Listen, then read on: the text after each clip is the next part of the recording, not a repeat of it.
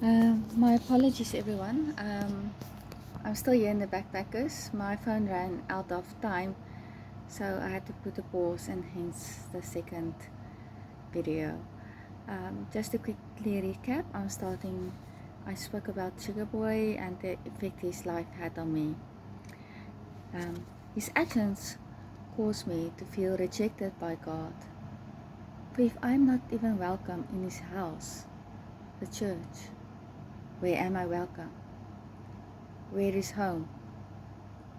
To make matters worse for me, someone, I have no idea who, spread lies about me and told people who knew me very well, I don't know what story, to the effect that when I heard my name many years after seeing me, they would just hang up the phone and block me immediately, and I have no idea what crime I committed. That was so severe.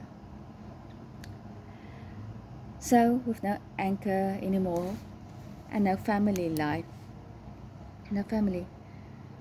took from me what it could. I experienced crime, hunger, and more often than not, wondering where I was gonna stay. It took everything. It took from me spiritually, emotionally, mentally, physically. Wherever anything could go wrong, it went wrong. I lost so many people in my life, relationship upon relationship, and the brokenness, the pain is a story that cannot be put in words. The impact of it was I would get a job for a while, and then things would just go haywire for I don't know why. I would ask, and to this day I still didn't get the answer on why I keep on losing a job, why I keep on being in the situation I am. All I know is this: everything of my being is crying out, just love me. And I'm not getting that. And I'm not talking about words. I just want to be felt cared for and loved for. Not just by mere words. In short, I literally did everything I could to change things around. I worked on myself a lot and more. I worked on my relationship with Christ, deliverance, did all the things, repentance, and you name it. And the things I did for Christ was not because I had to, or yes, I was seeking freedom. But still, I did it because I loved him, and I felt that is what he wanted at that moment for me. So it didn't come from me. And yes, I did fall. There were a few times I messed up. But still, I repented.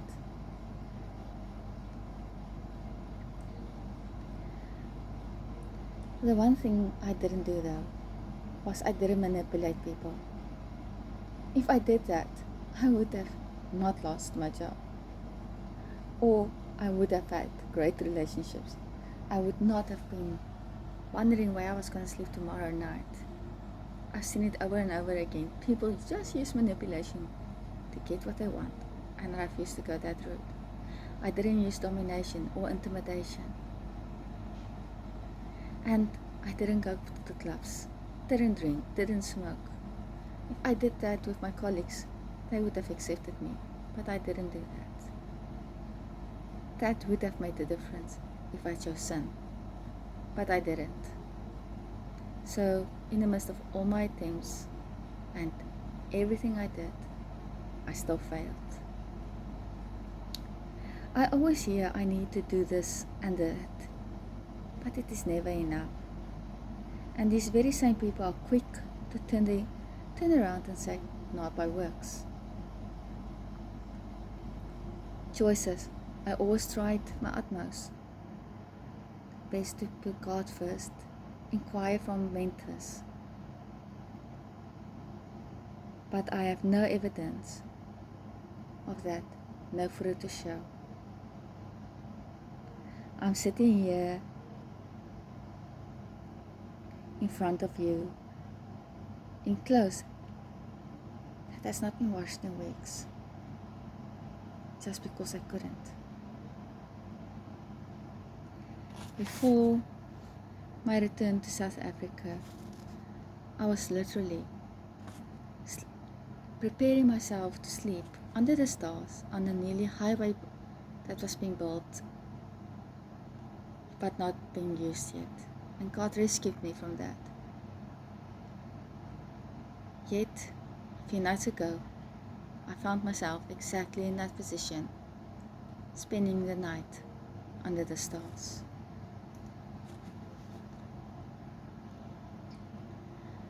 I wasn't allowed to sleep on that beach, so I had to walk all through the night with a backpack and a heavy sports bag. While I was on the beach, I lost my bus ticket.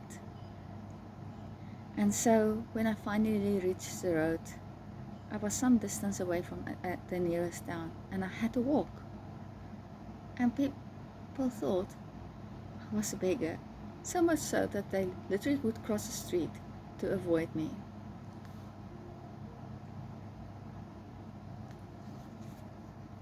Tonight I'm staying at this backpackers, having a bag of clothes I can't carry because I became too weak.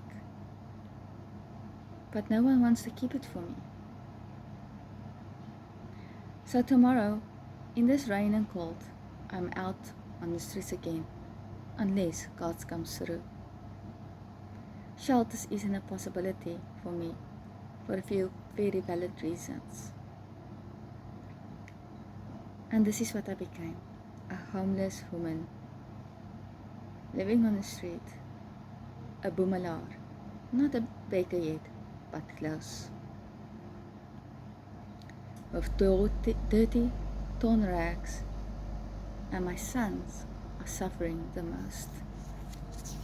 I think in this whole story, that is what is getting me down the most. But with that, the humiliation, when people walked across the street to avoid me, that broke my self-image, that broke me completely. So I can't help asking myself, what did I do that is so terrible that I had to end up here? I never did anyone harm, even though I could. I stood in faith and did the most things God promised, namely, when we are obedient to Him, He will bless us. I did. I still have to see it. And I'm talking about, it's now more than 40 years. All I asked was for unconditional love and in action, and I didn't get it. Not from people, not from God. Not in a way that I could experience it. Being a boemelaar doesn't help. The church I attended here paid for my accommodation for a few nights, but I never bothered to follow up because I'm just a boemelaar, a homeless. And with lack, I can't go to his house. But homeless people are frowned upon in a church, at least in my experience. So this is who I am now, a boemelaar, not a beggar, but almost. Azuba Mara Shama, rejected and abandoned by God. Azuba Mara Shama, a title I gave myself some time ago because all the setbacks became too much to handle, and that became part of my identity. Azuba Mara Shama, rejected and abandoned by God. And if He doesn't step in now, I will die. at least spiritually and within. Even though my body might still function, my identity, the battle I fought to just have a proper self-image, the battle I fought to have this relationship with God, or faith, and die, and I'm almost there. Azuba Mara Shama.